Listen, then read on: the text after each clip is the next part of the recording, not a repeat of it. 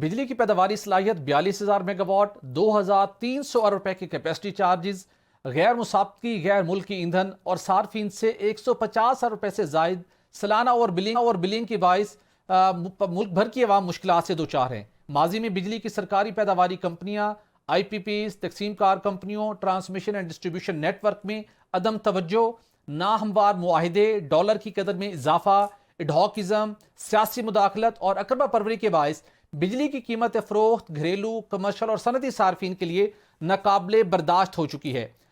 Secretary power division Rashid Mahmood Langrial اور ان کی ٹیم نے بجلی چوری، لاسز اور وصولیوں کے چیلنجز سے نمٹنے کے لیے بھرپور تگ و دو شروع تو کی، مگر گزشتہ کئی دہائیوں کے موذی مرض کا علاج مہینوں میں ہونا انتہائی مشکل ہو چکا ہے۔ بجلی کا ٹیرف بڑھانے کے باوجود اب بھی رواں مالی سال کے دوران 976 ارب روپے ریونیو شارٹ فال کا سامنا ہے، جو ایک اور بڑے خطرے کی نشاندہی کر رہا ہے۔ پاور ڈویژن کے حکام کے مطابق کیپیسٹی چارجز بنیادی طور کے اوپر گرتی ہوئی شرح مبادلہ کی وجہ سے ایک بڑا مسئلہ بن گیا ہے، اور اس کا حل tax to G D P کے تناسب کو 9 سے بڑھا کر 18% کرنا ہے، تاکہ اپنے وسائل سے بجلی کے منصوبوں کی فنڈنگ کی جا سکے۔ ملک میں ٹیکس سے جی ڈی پی کے کم تناسب کی وجہ سے غیر ملکی فنڈڈ پاور پروجیکٹس کو قبول کرنا پڑا۔ اسی طرح ڈی انڈسٹریلائزیشن کی وجہ سے بھی کیپیسٹی چارجز میں خوفناک اضافہ ہوا۔ درآمد شدہ کوئلے کو مقامی کوئلے سے تبدیل کرنے کی اشد ضرورت ہے۔ اس کے ساتھ ساتھ چین سے آئی پی پیز پر قرض کی میچورٹی کی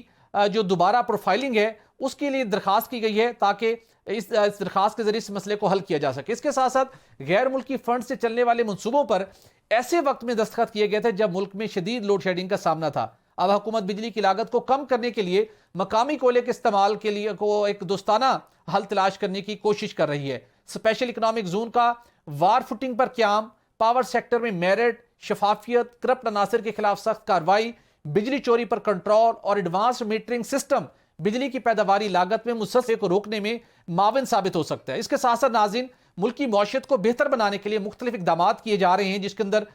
غیر ملکی سرمایہ کاری کی بھی توقع کی جا رہی ہے، انٹرسٹ ریٹ کو نیچے لانے کی بھی بات کی جا رہی ہے۔ تو اس کے اوپر بات کریں گے کہ ہم کس حد تک مزید آگے بڑھ سکتے ہیں، مگر اس کے ساتھ ساتھ گورننس میں اپنے جو ہمارا